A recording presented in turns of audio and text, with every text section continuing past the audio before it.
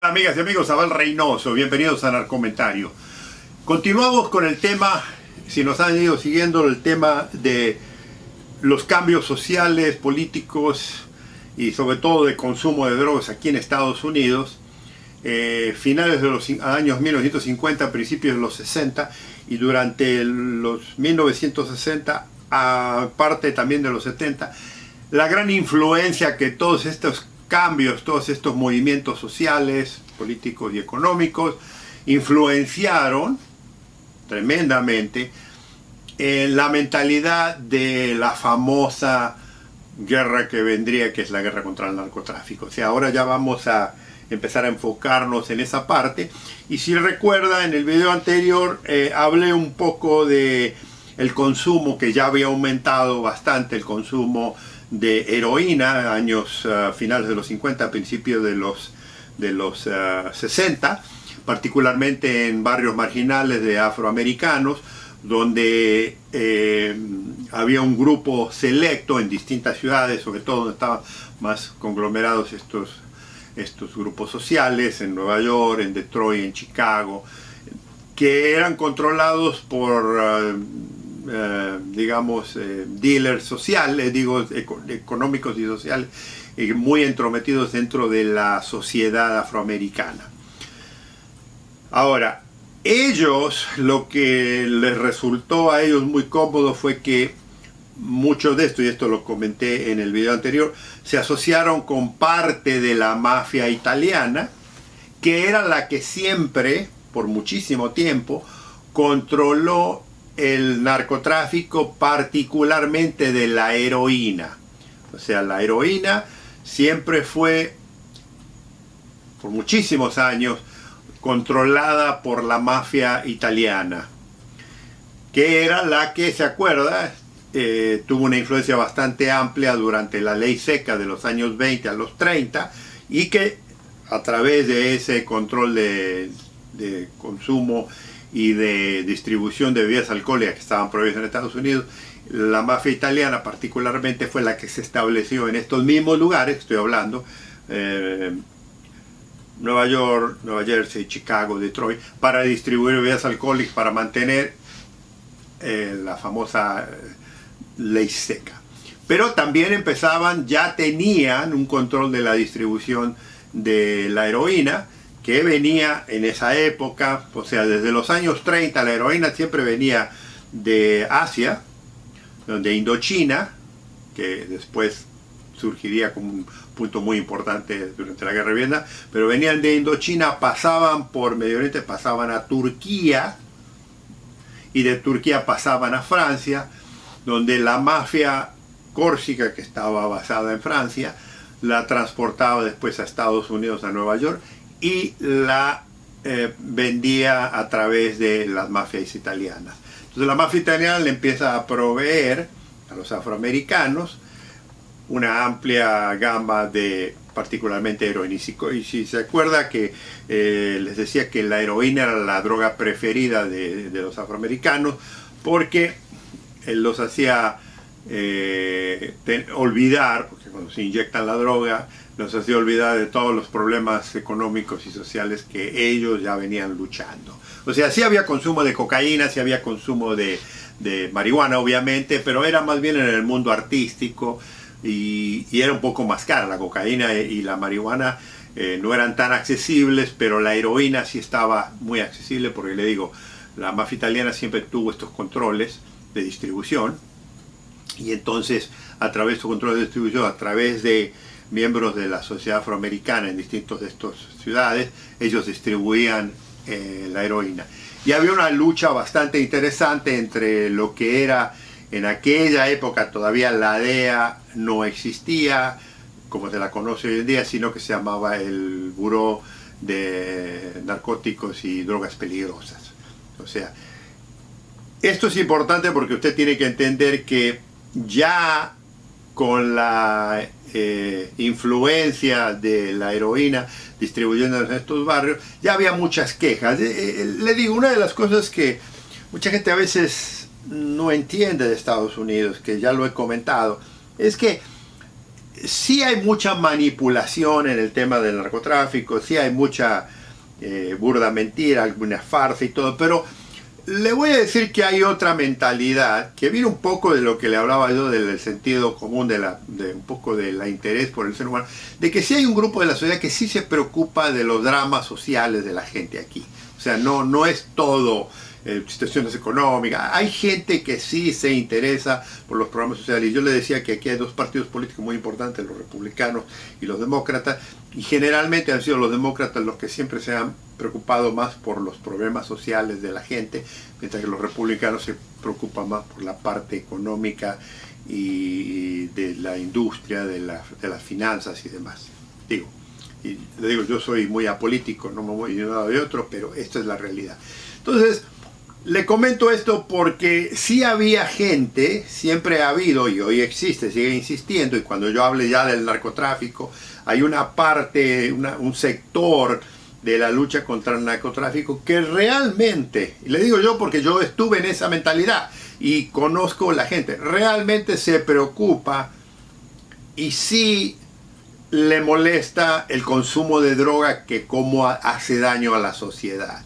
O sea, no crea que todo es lo hago porque no tengo nada que hacer, lo hago porque me obligan. No, hay gente que en realidad está dedicada al narcotráfico, a la lucha contra el narcotráfico, que siempre se molestó. Y en esa época ya había gente, siempre hubo, o sea, en los años de la ley seca, en los años 30, en los años 40, en los años 50, siempre hubo agentes federales, siempre hubo policías que se molestaban de la corrupción, del uso de la droga, de la delincuencia, de la violencia que todo esto generaba. Siempre ha habido gente, como hay en su país, o sea, en su país también existe.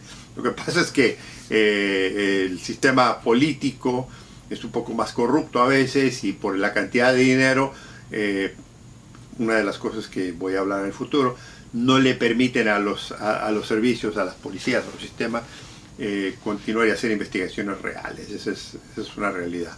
Pero aquí también ocurría eso. O sea, los policías buenos no les permitían muchas veces, a no ser que estos delincuentes se rebasaran y crearan demasiados problemas sociales, como generalmente ocurre cuando hablamos de que estos grupos de narcotraficantes, además de traficar con droga, empiezan con actos de violencia. Ya ahí cambia la dinámica también. Pero estamos hablando de la distribución de los años 60, en la que había ciertas investigaciones, y ya le he mencionado anteriormente unas cuantas, pero se las voy a volver a mencionar ya cuando hable ya del tema de lo que se hacía en estas épocas. Pero ahora vamos a volver a los años 60. Ya había una distribución y un uso bastante amplio de la heroína en los barrios afroamericanos. Eso era una realidad.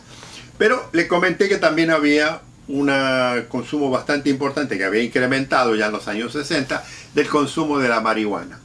Y en los años 60, y esto se lo comenté cuando hablaba de lo de la droga, que lo vuelvo a repetir para hacer un recuento, es que aquí en Estados Unidos, como en el resto del mundo, ocurren muchos cambios políticos y sociales. Y entre los cambios dramáticos más interesantes es el asesinato del presidente de Estados Unidos, de John Kennedy, luego el asesinato del líder de los derechos, civiles de los afroamericanos, Martin Luther King, después el asesinato de Robert Kennedy, y el otro elemento sumamente importante, que es la guerra de Vietnam. ¿Qué ocurre? Durante este tiempo empieza a despertarse una forma de liberalismo de información, de no creerle al gobierno, de no confiar en el Estado, de, digamos, empezar a salirse de la normalidad que era la vida perfecta de la ciudadanía estadounidense. Y si usted ve videos, por ejemplo, si usted ve películas de la época, películas de televisión, algunos de ustedes que se criaron en esa época lo saben, Daniel Travieso, Papá Sabe Más, o sea, había varios shows de televisión que siempre representaban la familia perfecta en Estados Unidos. Venía el papá a tal hora, cenaban todos juntos, nunca discutían, se la pasaba bien. Esa mentalidad que sí existió durante un tiempo, eventualmente se fue degenerando, se fue formando, porque las juventudes se fueron rebelando de esto. Y la primera forma de rebelarse de esto fue no seguir esa mentalidad de perfección, de que mi mamá y mi papá son perfectos y que yo voy a ser perfecto. Y una de las cosas que empieza a influenciar, y lo comento esto como, digamos, coloquial, pero tenía mucho, es dejarse crecer el pelo. Y si recuerda que en los años 60 aparecen grupos musicales muy famosos, particularmente de Inglaterra, que vienen a Estados Unidos y tienen una influencia. Entre esos fueron los Beatles y fueron los Rolling Stones. ¿Y qué tienen? ¿Cuál era su distinción? Era el distinto corte de pelo, que para los estándares de hoy en día tener ese pelo no era largo, pero en esa época se consideraba. Entonces de ahí empieza un poco el movimiento de rebelarse contra el sistema. Y que hacerse crecer el pelo es el primero. El segundo es cambiar y empezar a no vivir con tantas restricciones dentro del sistema social. Y entonces, ¿cuál es una de las formas en las que se revela? Y si usted recuerda, cuando yo hablé de por qué muchas personas deciden consumir droga, una de ellas es probar algo que nunca lo he probado, algo que está prohibido, y luego influencia de mis alrededores, y la otra era una forma de rebelarse contra el sistema, contra los padres, contra las instituciones académicas, contra el sistema social, contra el sistema gubernamental. Entonces ahí estas cosas influencian un poco en el consumo de marihuana particularmente. Todavía la cocaína era muy cara y era muy exclusiva. Ya voy a hablar posiblemente de un tema de dónde empieza a cambiar la cocaína y la dinámica. Pero ya con esa mentalidad de consumo, ya con esa mentalidad de libertinaje, con esa mentalidad de la música más suelta. Acuérdense que la música ya había empezado a cambiar en los años 50 con Elvis Presley. Entonces ya había un poco de recelo. Y había una clase obviamente muy, digamos, ultraderecha, muy tradicional, que odiaba la música moderna, odiaba este crecimiento. Entonces había un cambio de culturas. Ahora, ¿qué ocurre? Ocurre en situaciones políticas, le vuelvo a repetir, la muerte del presidente Kennedy, que en esa época él era adorado por las grandes masas, la mayoría. Hay un shock y hay una, digamos, hay una idea de que a Kennedy no sabe quién lo mató, pero que nadie le cree al gobierno esta historia de que fue un solo asesino. Empiezan la idea de las conspiraciones, que lo había matado que lo había matado aquel, que había hecho así. Entonces todo eso empieza a crear una falta de desconfianza en el gobierno. Y luego viene, como ya les he comentado, la guerra de Vietnam. Y la guerra de Vietnam, lo que ocurre fue la primera guerra que se veía en televisión. O sea, antes de eso todavía la tecnología no existía, pero Vietnam es la primera guerra donde ustedes se sentaban a comer. Aquí en Estados Unidos la familia se sentaba a cenar a las 7 de la noche, a las 7 de la tarde, 6, 7 de la tarde, y prendieran el televisor y veían la guerra en la televisión. Ahora, ¿qué pasaba con esa idea? Y le digo, esto tiene que ver con el consumo de drogas, por eso lo menciono. La gente veía a los soldados heridos, a los soldados llorando, a los soldados sufriendo dolor, veía muertes, veía un montón de cosas, porque eran no había control. Entonces las cámaras se las llevaban y mostraban los combates y demás. Los soldados les prendían fuego a las chozas de los vietnamitas. Eso, había bombardeos, ya se veía lo que la guerra era en verdad. Pero ¿cuál era la historia o el cuento que el gobierno le vendía a la gente? El gobierno decía, del presidente para abajo, el presidente, los militares, las políticas, todo, que Estados Unidos estaba ganando la guerra, que en cualquier momento se rendía a Vietnam, que los comunistas ya estaban vencidos. Entonces la gente sabía que era mentira eso, porque lo veía en televisión, y encima, cuando los soldados, porque como los rotaban, regresaban a Estados Unidos, ellos contaban de las atrocidades que ocurrían en la guerra. Entonces, ese movimiento de rebelión estudiantil, juvenil, con la mentira del Estado, con la muerte de Kennedy, con la muerte de Martin Luther King, con la muerte de Robert Kennedy, crea una psicosis antigubernamental en la que el estudiante, el joven, se revela más todavía y viene el movimiento ese famoso de paz. Y a través de 1962, 63, 64, llega a la cúspide del 67, que era el año del amor.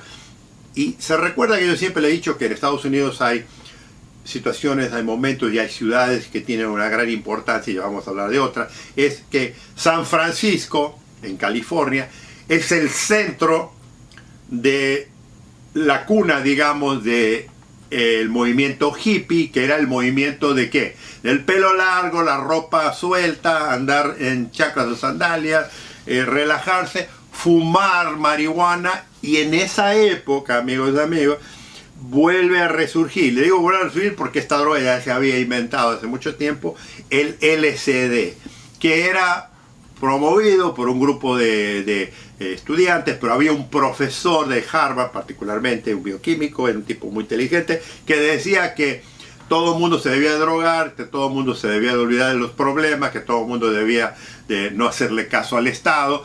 Y era la época también muy importante de esto, que el ejército, las Fuerzas Armadas, reclutaban estudiantes para mandarlos a Vietnam. Entonces mucha gente no quería ir a la guerra porque ya sabían que no era una guerra que les interesaba, que no era razón que por qué, y porque muchos argumentaban, ¿por qué yo tengo que ir a Vietnam a matar gente que no me ha hecho nada a mí? O sea, había unos conflictos y la gente quemaba la documentación que les obligaba a ir, no respetaba el sistema. Todo eso, amigos, causa un revuelo social, pero lo importante aquí es que no solo causa un revuelo, sino causa un desate del consumo, particularmente de marihuana. Y después vienen grandes conciertos.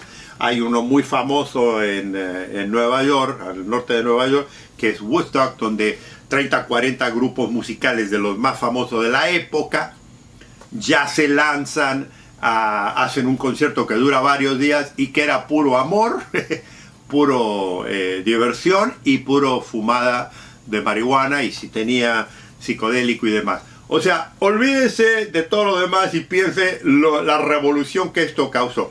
Por cierto, amigos y amigas, este movimiento estudiantil se expandió también en muchos países nuestros. Estoy hablando de 67, 68. Si usted recuerda 67, 68, en su país, le aseguro que usted vio estos movimientos estudiantiles, salir a la calle, pelearse con los policías, salieron las Fuerzas Armadas a la calle, también ocurrió en Europa, o sea, todo este movimiento. Pero acá lo que yo le quiero hablar, más que el problema político, es la influencia que tuvo en el consumo. Eso despierta un gran consumo de droga. Ya teníamos un consumo serio de heroína en las ciudades afroamericanas, ya teníamos un gran consumo dentro de la juventud de marihuana, y ahora tenemos soldados de Vietnam que venían no solo a fumar marihuana, también fumaban hashish, que es una forma, es el aceite de la marihuana mucho más fuerte. Pero muchos de los soldados en Vietnam, por estar cerca de lo que es Indochina, por estar en el Triángulo Dorado, de ahí de Asia, ya venían con el hábito de inyectarse heroína. Entonces había, dentro de los soldados que iban allá, había un consumo que ya era importante y ya se había expandido un poco en la población. Toda esta tormenta que les estoy hablando, todos estos movimientos que estoy hablando, tienen una influencia tremenda en los años 60 y que explota, porque eventualmente explota, 67, 68, explota, y es cuando viene el cambio de gobierno de las elecciones. Aquí hay elecciones cada 4 años, viene el cambio de las elecciones, y es donde yo les comentaba, en videos anteriores lo comenté, entra un nuevo presidente, Richard Nixon, y con él, con la plataforma que él entra, es que él va a acabar con la droga, va a acabar con la delincuencia, va a acabar con los comunistas. Recuerda que yo les comentaba en el video anterior que hay una relación entre el comunismo y el consumo de droga. Va a acabar con los hippies, va a acabar con los de pelo largo, y además había una realidad. Un grupo muy selecto del grupo de él, eran gente muy racista. ¿Qué le dije yo? ¿Quién controlaba el consumo de la heroína en los barrios negros? En los barrios de afroamericanos. Eran dealers, eran narcomenudeo, controlado por ciertos individuos de la raza negra. O sea, imagínese lo que pensaba el presidente en esa época, lo que pensaban sus asesores, de que toda la causa del consumo de droga, de la desestabilización social, porque no era problema económico, era problema de estabilización social, de los hippies, del consumo de droga, de la rebelión contra el sistema, de la rebelión contra la guerra de Vietnam. Entonces el presidente dictó a través de sus grupos y crearon de que vamos a combatir este movimiento social con la lucha, una lucha de inteligencia, de policía. ¿Y cuál es? La lucha contra el narcotráfico. Porque decían que la razón que los jóvenes se drogaban era por la influencia comunista, que le introducía la droga a Estados Unidos para drogarlos y para que la juventud se perdiera. Nunca consideraban todos los problemas que el gobierno había creado, nunca consideraron los problemas sociales de Vietnam, nunca consideraron eso. Ellos eran de que nosotros controlamos la sociedad que está consumiendo marihuana particularmente, y luego las drogas psicodélicas, y un poco la cocaína, y definitivamente la heroína en los barrios afroamericanos. Esto está destruyendo la sociedad, entonces nosotros la vamos a controlar. Entonces es donde en 1970, y ya pasamos a los 70, Nixon reforma esta agencia federal que a primera había sido el Buró Federal de Narcóticos, y luego se convierte en el Buró Federal de Drogas Peligrosas, en la famosa Drug Enforcement Administration, o sea, la DEA. Y con la DEA crea él nuevas leyes, nuevos mandatos, en los que ya las sentencias, ya los arrestos, ya todo se hace mucho más serio, mucho más violento, mucho más vigente, que no, hasta ese momento no existía, para combatir el problema social. Ahora, y esto ya se lo he comentado, Nixon sí invirtió una cantidad de dinero en reformar o en ayudar o en reducir el consumo, pero eventualmente ese programa se perdió, y entonces se empezó a enfocar más en el tema de la droga, en el tema de luchar contra el narcotráfico, y ocurre, lo más importante, que es, no nosotros nos vamos a enfocar en luchar y en acabar con la drogadicción, también vamos a meter preso a todo el mundo que posea drogas. Ya en esa época empiezan, ya en los 70 empieza la ideología de que todo consumidor tiene que ir preso, no importa qué consuma. Empieza la ideología de que todos los extranjeros que traen drogas son delincuentes. Algo parecido ocurre con ciertos políticos aquí también hoy en día, los últimos presidentes, que todo lo malo viene de afuera. O sea, había que echar la culpa a alguien, y por supuesto no le podemos echar la culpa a nosotros, porque eso no sería correcto. El ser humano siempre, cuando tiene problemas, nunca quiere reconocer que es uno, siempre la culpa es de la influencia de otro. En el caso en el video anterior lo comenté, quienes siempre han sido los malos de la película aquí, en las películas de la Revolución, eran los ingleses, en las películas del oeste, los indios, los nativos indios que atacaban a los blancos, en las películas de gángster, la mafia italiana, la mafia irlandesa. O sea, siempre los malos son extranjeros, ¿verdad? Olvídense de que este país está hecho por extranjeros, o sea que la mayoría de los que hemos llegado aquí hemos participado en lo que este país significa. Pero siempre hay que buscar un diablo, y el diablo siempre está afuera, nunca está dentro. Entonces, todo eso, amigos, influencia a que se cree esta nueva mentalidad de que vamos a luchar contra el narcotráfico.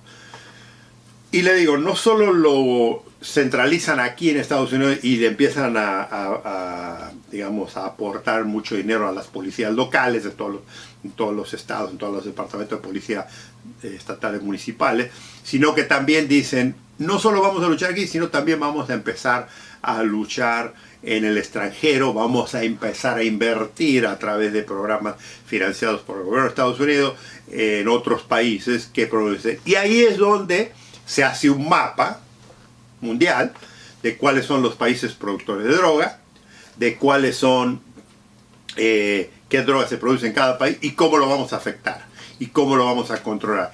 Y de ahí sale, si usted recuerda, de ahí sale un poco la ciencia de la irrigación de grandes plantíos con pesticidas que nunca se aceptaron, o sea, nunca se han hecho grandes estudios en nuestros países, en los países que se aplicó el efecto que este programa tuvo. El único que se sabe y se conoce que sí realizó, porque le afectó a los soldados estadounidenses, fue cuando irrigaron con el agente naranja, el agente orange, en Vietnam, que tiraban este pesticida para quemar la selva. Para eso muchos de estos soldados eventualmente desarrollaron muchos problemas de salud, de cáncer y demás.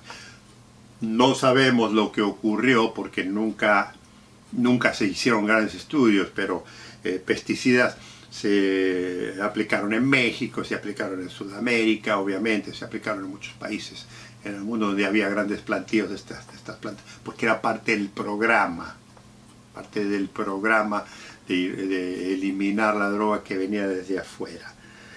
Esto es básicamente lo que transcurrió durante los años 1900 a 1960, 1970.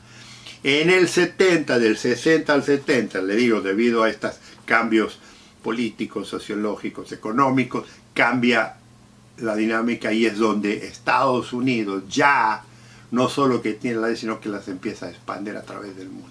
Y ahora, amigos, amigas, vamos a empezar a hablar de los principios del tema del narcotráfico. Como las agencias federales, particularmente la DEA, que en ese momento, le digo, no tenía gran presencia en el extranjero todavía, empieza a extender sus tentáculos por todo el mundo, muy desesperadamente, y entonces empieza a influenciar la famosa presión de la guerra contra el narcotráfico, que ya lo vamos a ir estudiando más detalladamente. Pero para esto, amigos y amigas, los invito a que nos veamos en el próximo video. Preguntas, comentarios son bienvenidos. Nos vemos en el próximo video. Un gusto saludarlos.